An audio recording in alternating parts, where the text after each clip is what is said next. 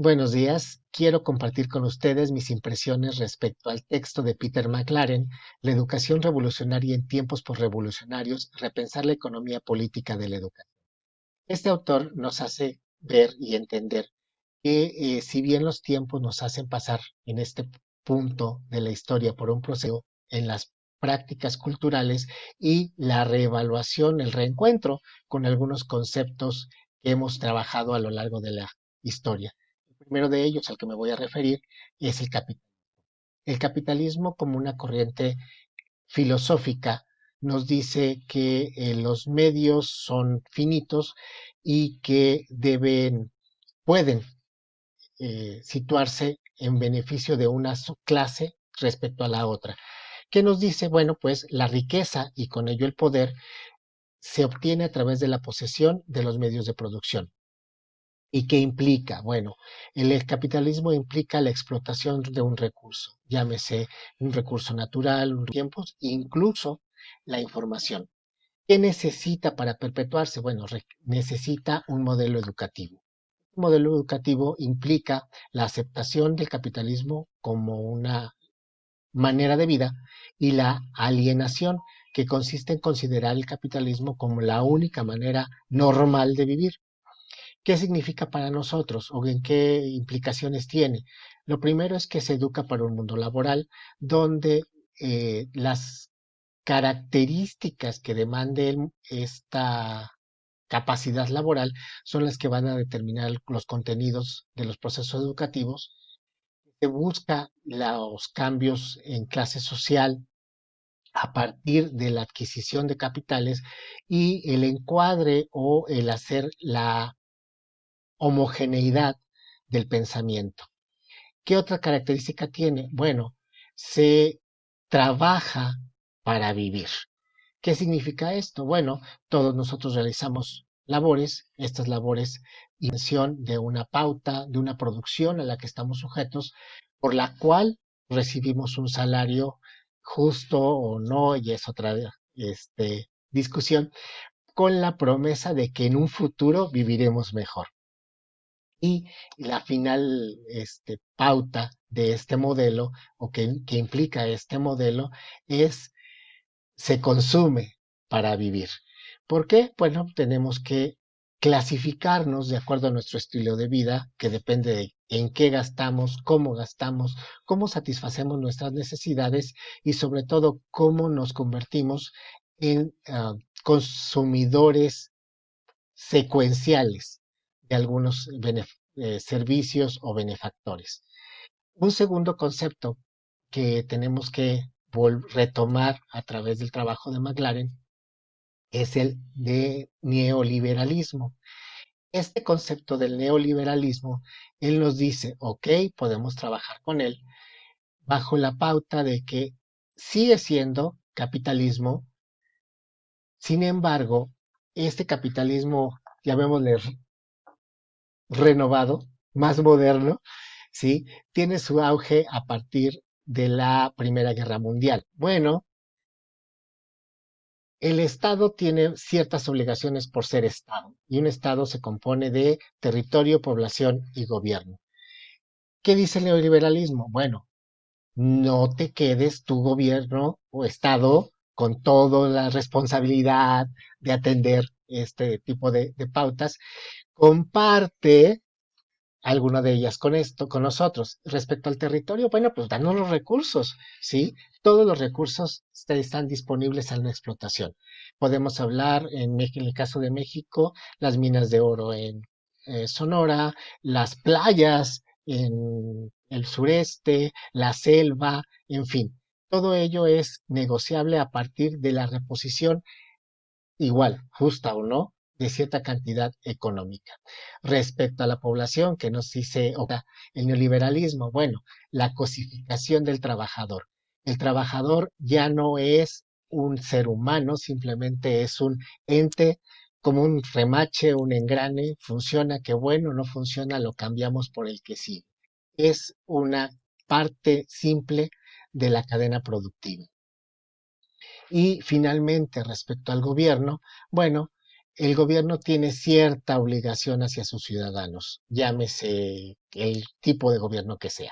Y finalmente su función es ejercer las garantías y derechos humanos. ¿Qué pasa con el neoliberalismo en la pauta gubernamental? Bueno, privatiza algunos de los servicios que pudieran ser obligatorios del gobierno, por ejemplo, la impartición de justicia, cárceles privadas, ¿sí? La salud, tenemos modelos privados de salud que van desde lo más sencillo hasta lo más ridículamente eh, prohibitivo para el resto. Y en lo que nos compete a nosotros, que es respecto a la educación, pues nos dice que es una educación pública, gratuita y laica. Y bueno, creo que cada uno de nosotros tenemos nuestros comentarios al respecto, pero las diferencias son patentes en cualquiera de las pautas que queramos ver. ¿Qué más nos pide Peter McLaren que consideremos? Ah, claro, Peter McLaren, eh, déjenme les comento, está considerado uno de los 4 pensadores latinoamericanos de la pedagogía crítica. Pero para llegar a la pedagogía crítica, pues primero tenemos que entender cómo o de dónde o por qué. ¿Sí? La pedagogía crítica se considera, ¿por qué una práctica revolucionaria? Porque nos dice, debemos ser capaces de ver el mundo que nos rodea desde un punto que supere la idea de que somos, ¿sí? O sea, no porque me digan que el salario mínimo es suficiente, lo es, ¿sí? Tenemos que desarrollar la capacidad de ver lo que sí vivimos con lo que tenemos presente.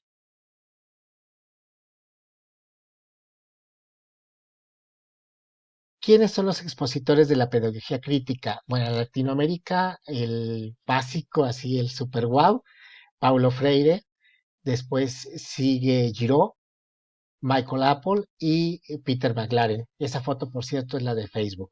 ¿Qué nos dice? Bueno, la pedagogía crítica tiene un fuerte trabajo en la labor docente. ¿Qué es ese trabajo? Bueno, primero, ¿qué significa? Y decíamos que estos procesos revolucionarios tienen que ver con el tiempo. Toda esta mecánica, toda esta filosofía es de los años 70, cumple 50 años, ¿sí? Y nos dice, bueno, ¿qué pasa en la posrevolución? ¿Sí? Primero, tenemos que romper el sistema. ¿Qué quiere decir romper el sistema? Bueno, cuestionar, ¿sí? Si lo que estamos viviendo corresponde con lo que queremos o no queremos para nuestros educandos y para nosotros mismos. Mantener el diálogo no como la herramienta única y defender que los responsables, promotores, directores y generadores de la educación son los docentes, no los administradores, no los gerentes, no los grandes planificadores. ¿Qué más nos dice? Bueno, tenemos que buscar cómo luchar, no solo, ya luchamos contra el sistema, ahora vamos a luchar contra los contenidos, esos contenidos que nos dicen, que ellos dicen, bueno, educa para la vida, ¿sí? Haz que tu alumno educando, incluso tú mismo, porque no puedes hacerlo si no estás dentro, ¿sí? Haz tuya la historia de tu comunidad para que sepas por qué estás ahí y qué es lo que tienes que hacer. Y hacer que los contenidos sean válidos para el estado, el estatus donde estoy. O sea, no tiene caso que yo presente una Navidad nevada cuando estoy viviendo en Veracruz a 45 grados en pleno noviembre. ¿Y qué más nos dice? Bueno, hay que hay que luchar en el interior del aula. Este está en su texto porque nos pide, bueno, primero hay que reconocer la multiculturalidad. ¿Qué quiere decir esto? Bueno, tenemos que trabajar bajo la pauta de que todos tenemos diferencias por donde fuimos criados, por el contexto que es parte de nuestra vida y no se puede cambiar tan sencillo. Y el educador debe pasar a ser parte de esa cultura, comprenderla al menos, para saber qué es lo que puede trabajar en ella. También nos dice, hay que trabajar con el punto de la etnicidad. ¿Qué consiste esto? Bueno, reconocer las características comunes en la cultura, rasgos, ideologías que tenemos en común, sí, y finalmente educar en la diversidad, que son las diferencias del individuo, no del grupo, sí, y eso tiene que ver con las capacidades. Hay quien podemos ver perfectamente, hay quienes somos sordos como tapias, sí, los estilos de expresión, como los gustos musicales, como la forma de vestirme y finalmente las libertades de elección. Y aquí también tiene que, o pide, de lo que tiene que ver con el respeto a la identidad y cualidad de género. El tiempo casi se me consume y no quiero dejar de perder el cierre de esta lucha que Peter McLaren nos pide que se ser cambiados. No nos exige que hagamos una cosa diferente, solamente nos dice que seamos conscientes y congruentes con la práctica que realizamos y que la acción sea algo que lleve de las experiencias propias del educador y de los educandos a la misma comunidad y con ello lograr ser serviciales. Muchas gracias por su atención.